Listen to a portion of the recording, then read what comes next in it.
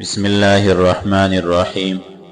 اس کے بعد جب دونوں لشکر علیحدہ علیحدہ ہو گئے تو مسلمان نے حضرت دامس رحمۃ اللہ علیہ کو تلاش کرنا شروع کیا، مگر آپ کہیں نہ ملے اور نہ کسی جگہ آپ کا پتہ چلا۔ مقتولین اور شہداء کی نعشوں میں ڈھونڈا مگر وہاں بھی کوئی نشان نہ ملا۔ مسلمانوں کو آپ کے گم ہونے سے سخت تشویش ہوئی اور بے حد رنج و ملال اس سے انہوں نے پال بد تصور کی۔ سرا بن مسروق بصیر نے فرمایا، اگر دامس ابو الہول شہید ہو گئے یا گرفتار کر لیے گئے تو مسلمان ان کے سبب سے سخت رنج مصیبت میں کیے گئے۔ ہم اللہ تبارک و تعالیٰ سے حضرت دامس رحمۃ اللہ علیہ کی گمشدگی اور دوسرے مسلمانوں کی گرفتاری کا شکوہ اور شکایت کرتے ہیں۔ اس کے بعد آپ نے فرمایا، حضرت دامس رحمۃ اللہ علیہ نے ان مسلمانوں کی خبر جو آپ کے ساتھ گرفتار ہوئے تھے کون لائے گا، مگر آپ کے اس قول کا جواب کسی نے نہ دیا۔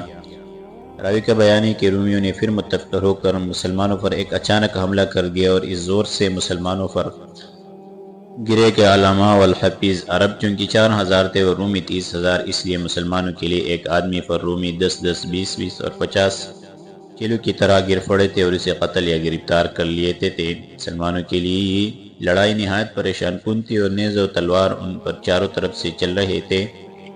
سرا بن مسروق بصیر رضی اللہ عنہ کی تمام کوششیں محض خوشنودی باری تعالیٰ جل مجدہ کے لیے تھی کہ آپ نے جہاد کا حق ادا کر دیا۔ آپ مشرکین کو مارتے جاتے تھے اور زور زور سے فرماتے جاتے تھے، لوگوں میں تمہیں آخرت کی یاد دلاتا ہوں، یاد رکھو وہ تم سے تمہارے گھر بار کی طرف لوٹنے سے زیادہ قریب ہے، تم اس کا اس طرح استقبال کرو جس طرح والدہ اپنے فرزند کا کرتی ہے، اور اس طرح پیٹ دے کر نہ بھاگو جس طرح بکری شیر سے ڈر کر بھاگ جاتی ہے۔ اگر ہماری قوم کسی مصیبت میں گرفتار ہو گئی تو مجھے ڈرے کہ کہیں ہماری سستی ذوق کا باعث اور کافروں کی ہم پر ہمت افزائی کا سبب نہ ہو جائے۔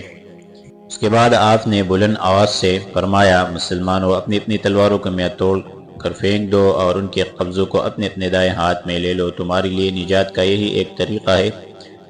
زید بن وہب رضی اللہ عنہ کہتے کہ سنتے ہی تمام مسلمانوں نے اپنی اپنی تلواروں کے میاں پھینک دیے اور کوئی آدمی ایسا نہ رہا جس کے ہاتھ میں اس کی تلوار کا میاں ہو۔ اسی واسطے اس لڑائی کے دو نام رکھے گئے، جنگ مرج القبائل اور جنگ حطمہ، یعنی جنگ حطمہ اس واسطے رکھا ہے کہ اس میں میانوں کو توڑ دیا گیا تھا۔ واقعی رحمۃ اللہ علیہ کہتے ہیں کہ مسلمان تلوار کی لڑائی یہاں تک لڑے کہ انہوں نے گمان کر لیا کہ اب مرنے کے سوا کوئی چارہ نہیں۔ آدمی کی زبان پر جاری تھا کہ جب تک تلوار کا ایک ٹکڑا بھی باقی ہے اس وقت تک جنگ ضروری جاری ہے۔ سلمان اللہ اکبر کے فلک بوس نعروں کے ساتھ باری تعالیٰ جل مجدہ سے اعانت کے طلبگار تھے اور رومی کلمہ کفر کے ساتھ چلا چلا کے کہہ رہے تھے کہ صلیب غالب ہو گئی۔ مسلمان باوجود اس قدر پریشانی کے اللہ تعالیٰ پر بھروسہ رکھتے تھے اور غلام لوگ موت کی لڑائی لڑ رہے تھے اور جان توڑ کوشش کرتے جاتے تھے۔ ان کی علامت اس وقت یا مدد تھی اور عربوں کی النصر النصر۔ حضرت عطیہ بن ثابت رضی اللہ عنہ کہتے ہیں کہ واللہ مجھے مسلمانوں پر بے حد قلق تھا اور ہم اس وقت نہایت رنج و مصیبت میں تھے کہ در وطن میں نے رومیوں کے لشکر میں سے ایک سخت ہیبتناک آواز سنی۔ میں اس کی طرف متوجہ ہوا تو مجھے اس طرف ایک غبار اٹھتا ہوا دکھلائی دیا۔ میں نے جب اسے بد نظری تعامل دیکھا تو چلتا اور منتشر و پراگندہ ہوتا ہوا رومیوں کے لشکر کے پیچھے چلا گیا۔ میں نے اپنے دل میں خیال کیا کہ کوئی لشکر ہے جو رومیوں کی کمک کے لیے آیا ہے۔ میں اس تحقیق کرنے کے لیے اپنے گھوڑے کے راستے اس طرف کر کے اسے چھوڑ دیا اور اٹھاپے بڑھتا ہوا اس طرف چلا۔ جب میں اس کے قریب ہوا تو میں نے ایک کہنے والے کی زبان سے سنا، وہ کہتا تھا لا الہ الا اللہ محمد الرسول اللہ۔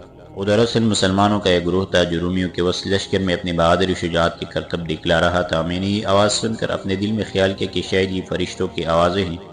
میں آواز کی طرف لپکا تو آواز حضرت دامس رحمۃ اللہ علیہ کی معلوم ہوئی۔ آپ اپنے ڈال کے پیچھے کھڑے ہوئے رومیوں کو موت کے گھاٹ اتار رہے تھے اور آپ کے ساتھ وہ 10 قیدی بھی جنہیں رومیوں نے گرفتار کر لیا تھا اپنی بہادری کے کرشمے دکھا رہے تھے، کفار سے لڑتے جاتے تھے اور ایک دوسرے کی مات کرتے جاتے تھے۔ رومیوں نے ان پر ہجوم کر رکھا تھا مگر انہیں کچھ پرواہ نہیں تھی، برابر لڑائی میں مشغول تھے۔ حضرت دامس ابو الہول رضی اللہ عنہ نہایت بے جگری کے ساتھ جہاد کر رہے تھے اور جب مسلمانوں پر رومیوں کا کوئی دستہ حملہ کرتا تھا تو خود سینے سپر ہو کر تلوار لے کر اس کے مقابلے میں ڈٹ جاتے تھے۔ آپ اپنی تلوار کے جوہر دکھلاتے جاتے تھے اور حسب ذیل اشعار پڑھتے جاتے تھے، مجھے دشمن نے لوہے میں قید کر لیا، مجھے اپنے مددگار سردار اور قوم عاد و بنی سمود کے ہلاک کرنے والے کی قسم، اپنی مدد سے میری تائید کی۔ ربی محمد صلی اللہ علیہ وسلم نے جو پاک اور ہدایت کرنے والے ہیں انہوں نے مجھے قید و بند سے آزاد کر دیا۔ کہ اللہ کے رسول بادشاہ اور بزرگ ہے، اللہ پاک و تبارک تعالیٰ ان پر رحمت کاملہ نازل فرمائے۔ میں نے آپ کو دیکھ کر آواز دی کہ دامس آپ کہاں تھے، اور یہ کیا قصہ ہے؟ آپ کی وجہ سے تو ہم سب لوگ سخت متفکر تھے سردار۔ میسرہ بن مسروق بصیر رضی اللہ عنہ کو آپ کی طرف سے بے حد رنج تھا۔ آپ نے فرمایا بھائی، میں سخت جنگ کے اندر مبتلا تھا اور مجھے میرے دشمن نے گرفتار کر لیا تھا، حتیٰ کہ میں اپنی زندگی سے نا امید ہو چکا تھا، مگر حضور عقائد و جہاں محمد صلی اللہ علیہ وسلم کے رب نے مجھے قید سے چھڑا دیا۔ یہ وقت پوچھنے کا نہیں ہے اور ذرا خاموش رہو۔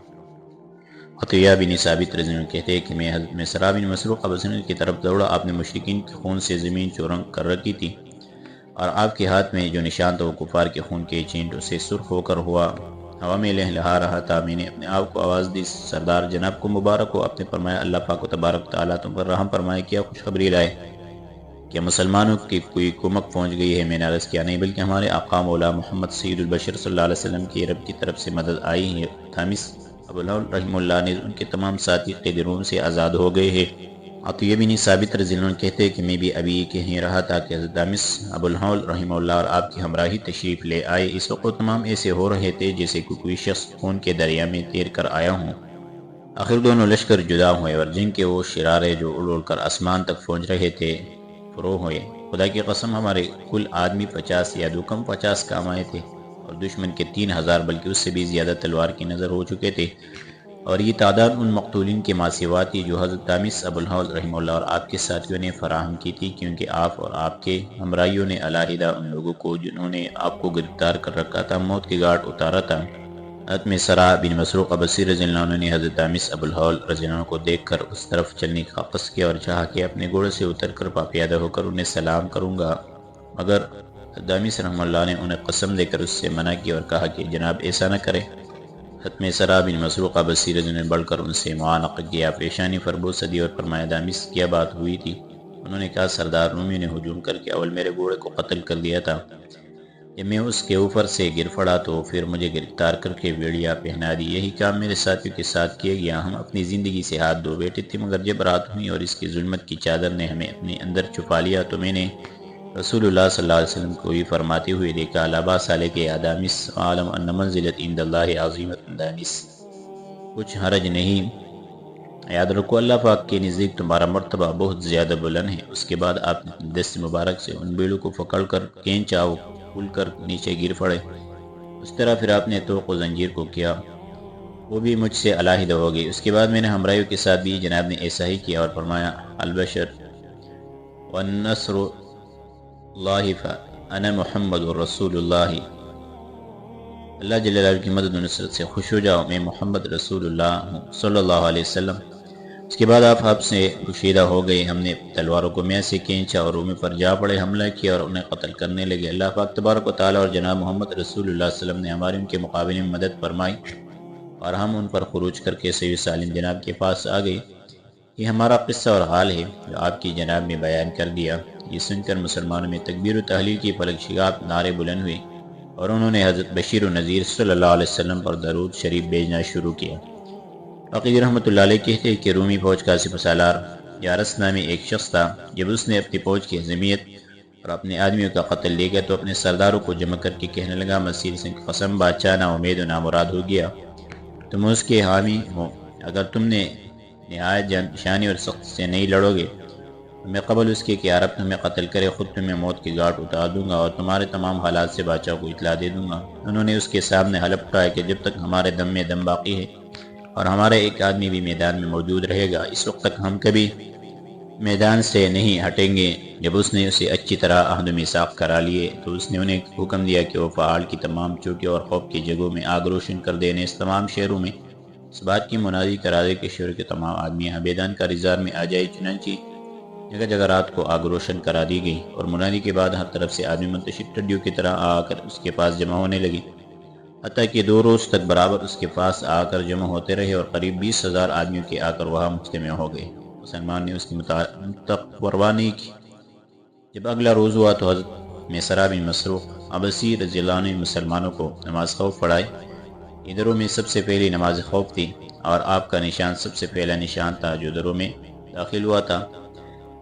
جب آپ نماز سے فارغ ہو چکے تو کھڑے ہو کر حمد و صلات کے بعد مسلمانوں کے سامنے حزب ذیل تقریر فرمائے، لوگوں جو بلائی تم پر نازل ہو رہی ہے تم ان پر صبر کرو اور ثابت قدمی کو کام میں لاؤ، کیونکہ صبر مصائب کے وقت ہی کے لیے ہے۔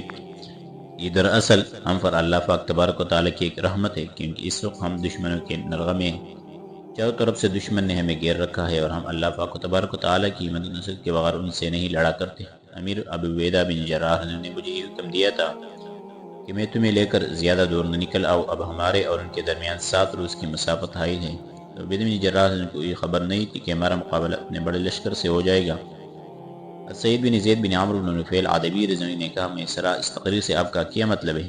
اگر آپ ہمیں جن کی ترغیب دلانا چاہتے تو ہم پہلے ہی سے اللہ پاک تبارک و تعالیٰ کی ملاقات کے اس تشنیع لب شخص سے بھی زیادہ مشتاق ہے جو ایک گھونٹ ٹھنڈی پانی کا خواہاں ہے۔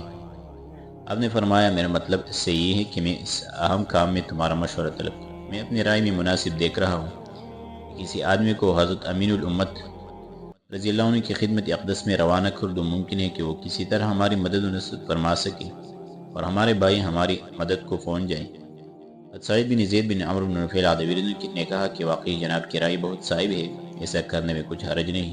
میسرہ بن مسروق بصری نے ایک معاہدے کو بلا کر اس سے ہر طرح کی مراعات اور نیکی کا وعدہ کر کے فرمایا کہ تو حضرت عبیدہ بن جراح کی خدمت میں چلا جا اور انہیں اطلاع دے دے کہ دشمن کے گروہ اور جمعیتیں ہر طرف کے قلعوں شہروں اور دیہات سے آ کر ہمارے مقابلے میں جمع ہو گئی ہے۔